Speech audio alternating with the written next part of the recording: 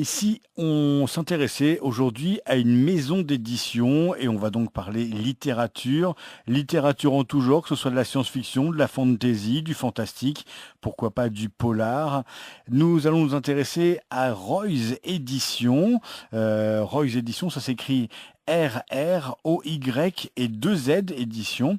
Et nous allons en parler avec Emmanuel Millet, qui est le gérant de Roy's Édition. Bonjour Emmanuel. Bonjour Xavier.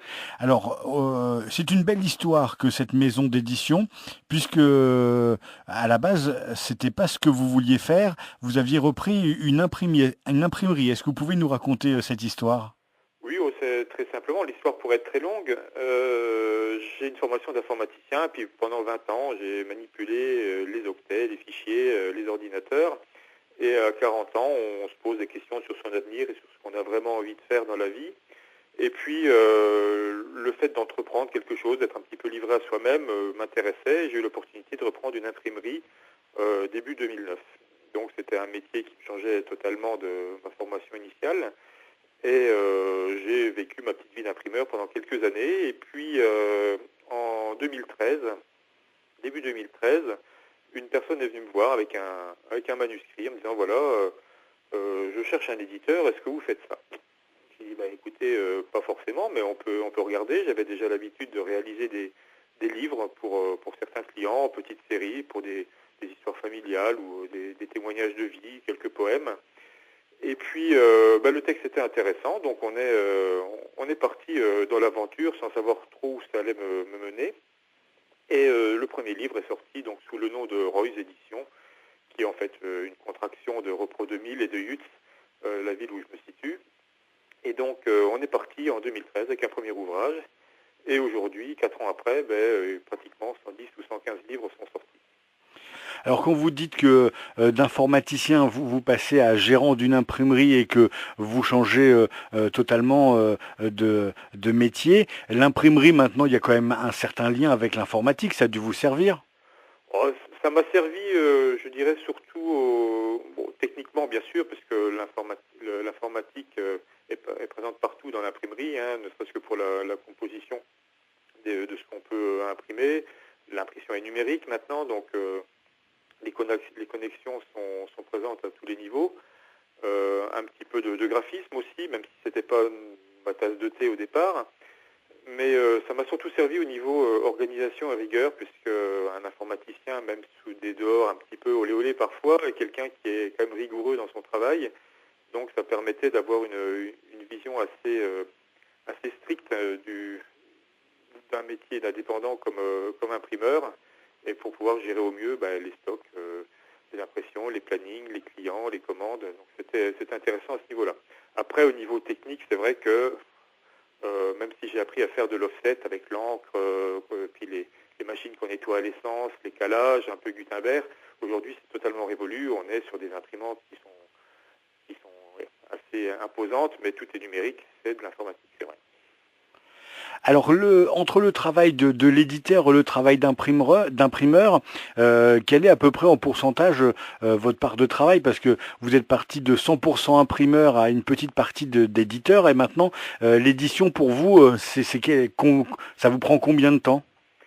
Alors, il faut savoir que quand on est indépendant, les 35 heures par semaine, ça n'existe pas. J'ai tendance à dire qu'on les fait plutôt par jour.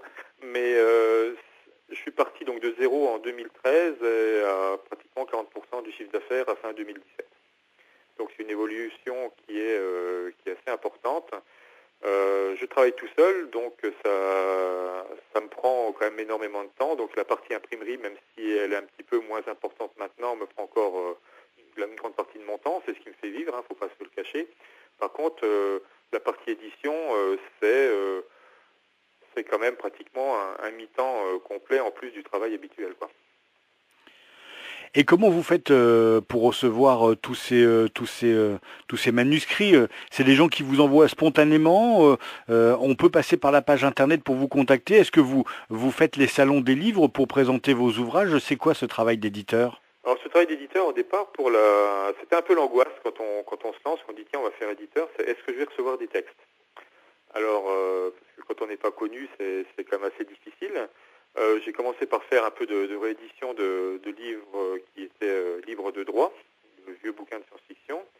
Et puis, il y a eu le bouche à oreille, c'est-à-dire que la première personne qui est venue pour faire le bouquin m'a recommandé à une deuxième, qui m'a recommandé une troisième, et ainsi de suite. Donc j'ai réussi à récupérer quelques auteurs locaux en Moselle. Et puis ces auteurs-là allaient sur des salons, donc petit à petit l'information comme quoi un nouvel éditeur existait s'est propagée. Et puis je me suis donc moi aussi déplacé sur certains salons. Et puis de fil en aiguille, c'est un auteur, puis un deuxième, puis un troisième. Et puis ça a été le principal vecteur. Ensuite, il a fallu développer un petit peu, même si c'est encore assez modeste, les réseaux sociaux. Et puis il y a des groupes sur Facebook, de petites maisons d'édition, d'appels à texte, qui était un bon moyen aussi pour récupérer des manuscrits, puisque quand on fait un appel à texte sur des nouvelles thématiques par exemple, on reçoit tout de suite 30, 40, 50 manuscrits, donc c'est intéressant pour avoir des contacts. Les réseaux sociaux, on va en reparler dans quelques instants parce que vous avez mis en place quelque chose qui sert à vous faire connaître et puis à faire plaisir aux lecteurs. Quand vous recevez des manuscrits, vous êtes obligé de les lire. Ça vous prend en plus une part de temps qui doit être assez considérable en plus de votre travail. Alors c'est un vrai problème puisque j'étais quand même un gros lecteur, donc j'avais quand même une prédisposition sur tout ce qui est monde imaginaire. C'est vrai que vous l'avez dit au départ. C'est les mondes imaginaires, donc le fantastique, la fantasy, la SF beaucoup. C'était vraiment mon cœur de cible de lecture, donc sans être un peu présomptueux, c'est un domaine dans lequel j'ai un petit peu de recul pour ça, pour apprécier un petit peu les textes qu'on m'envoie. Et donc effectivement, quand on reçoit des manuscrits, il faut les lire, c'est quand même la moindre des choses. Alors malheureusement, des fois on s'arrête au bout de 4-5 pages parce que c'est soit très mal écrit ou il y a beaucoup de fautes ou ça correspond pas du tout à ce qu'on a envie de faire. Donc ça arrive, mais je lis toujours au moins, je dis 4-5 pages, c'est vraiment les cas extrêmes, mais je lis quand même toujours au moins 20, 25, 30% d'un livre, systématiquement. Et il y en a quand même la plupart où je vais jusqu'au bout, donc il faut prendre du temps.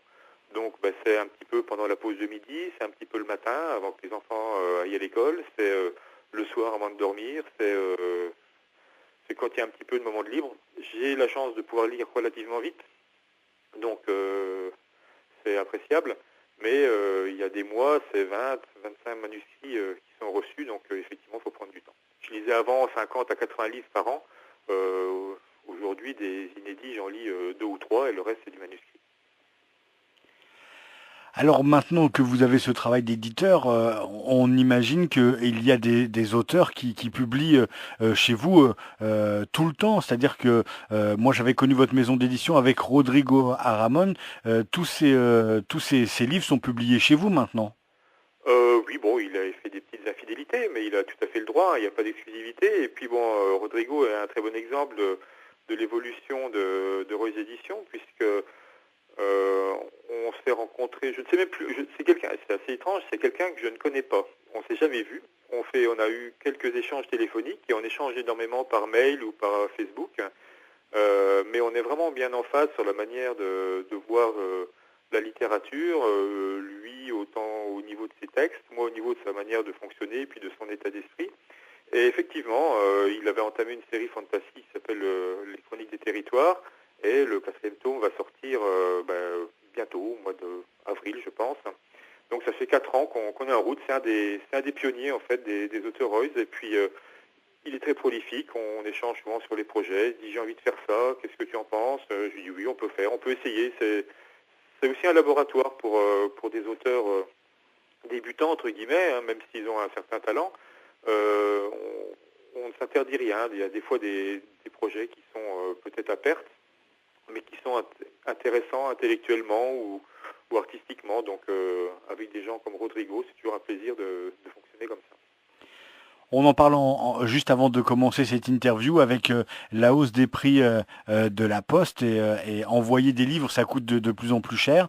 Est-ce que vous avez pensé à passer à la lecture numérique?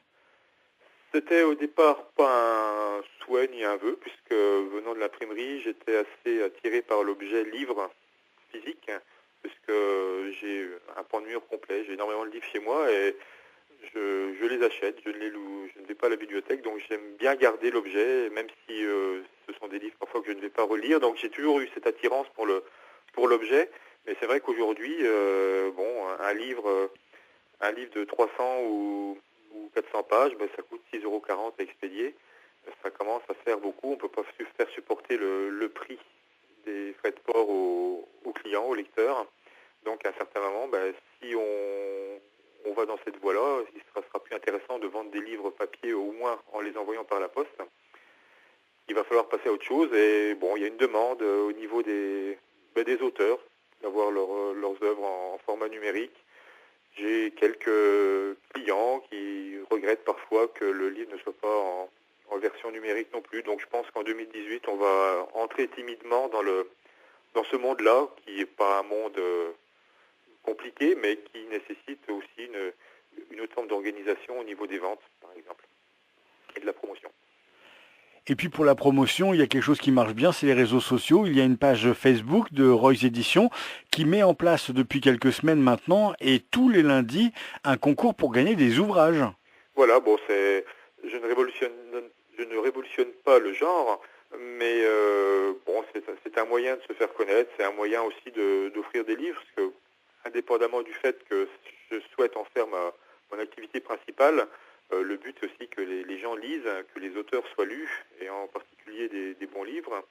Donc tous les lundis, il y a un concours sur la page Facebook qui est très simple, on partage, on aime la page, et puis on met son choix de livre à gagner dans les commentaires. Ça dure toute la journée de lundi, même des fois un petit peu plus, la veille au soir très tard et le lendemain matin très tôt. Et je souhaite en faire un rendez-vous récurrent tous les lundis, créer une petite habitude, ça serait assez sympa, quoi. Et puis on peut même gagner des nouveautés, c'est-à-dire que c'est pas un moyen pour vous de faire connaître votre catalogue, vous proposez même aux gens de pouvoir gagner un nouveau livre qui va sortir. Oui, dans la mesure du possible, c'est intéressant d'y insérer la sortie de la semaine ou une des sorties du mois. Le concours c'est pas une brocante où on refourgue ces vieux livres d'il y a 2 ou 3 ans. Le catalogue c'est bien, mais il faut aussi faire vivre des nouveautés. Donc c'est un petit coup de pouce et un petit coup d'éclairage en plus sur les nouveautés. Ça permet de faire connaître et la maison d'édition, voire même un auteur du coup. L'objectif, après que je sois connu en tant qu'éditeur, c'est très bien, mais moi je suis assez satisfait de voir qu'un auteur a de la reconnaissance et puis qu'on lui donne un petit peu de visibilité. C'est quand même le but. Les auteurs écrivent déjà pour eux souvent, mais aussi pour partager un petit peu un univers, un état d'esprit, des idées. Et moi, il n'y a rien qui me rend plus satisfait que de voir qu'un livre fonctionne, chez moi ou chez les autres d'ailleurs. J'ai des auteurs qui sont chez plusieurs éditeurs, ils ont des livres qui marchent très bien ailleurs, j'en suis très content pour eux aussi. C'est quand même le but premier. Au niveau du style que vous proposez, on parlait de culture de l'imaginaire, ça regroupe vraiment beaucoup de choses, je le répète, ça va de la science-fiction au polar en passant par le fantastique et la fantasy. Il y a un genre littéraire que vous privilégiez ou vous êtes amoureux de la lecture en général? Je lis un peu de tout, à part la poésie, parce que malheureusement je n'y entends pas grand-chose. C'est vrai que j'ai une formation de lecteur de science-fiction. C'est vraiment... ma bibliothèque, c'est 95% de science-fiction, un peu de fantasy aussi. Donc c'est vraiment ce que je connais le mieux, c'est ce que j'aime. Après, il y a les modes. Aujourd'hui, la science-fiction est peut-être un petit peu en retrait, mais il y a plus de part belle à la fantasy. Le fantastique marche plutôt bien aussi. Donc après, il faut s'adapter un petit peu aux besoins des gens. Mais ça reste des genres littéraires que j'apprécie. Donc à la base, c'est vrai que ma ligne éditoriale était plutôt basée sur ça. Ensuite, comme il est plus facile de travailler aussi avec des auteurs locaux, je ne me refuse rien avec eux. J'ai des auteurs qui habitent à 10-15 km de chez moi, qui me proposent des romans familiaux. Et si le texte est bon, j'édite, il n'y a pas de problème. Mais là, on reste sur une démarche qui est vraiment locale, en fait, au niveau de la relation auteur-éditeur. Donc pas de limite au niveau du choix éditorial, mais quand même une prédominance quand même sur la fantasy, sauf en local où là je suis ouvert un peu à tout. Merci beaucoup Emmanuel Millet. Je rappelle que vous êtes le gérant de Roy's Éditions, RROY2Z, édition avec un S, c'est même la page internet royseddition.com. Il y a une page Facebook, je vous invite à vous abonner à cette page Facebook et à participer tous les lundis à ce concours qui aura lieu tous les lundis. Il n'y a pas de limite de temps, c'est vraiment un rendez-vous que vous donnez aux amoureux de la lecture pour essayer de gagner des livres édités par Roy's Éditions. Merci beaucoup Emmanuel, à très bientôt. Merci.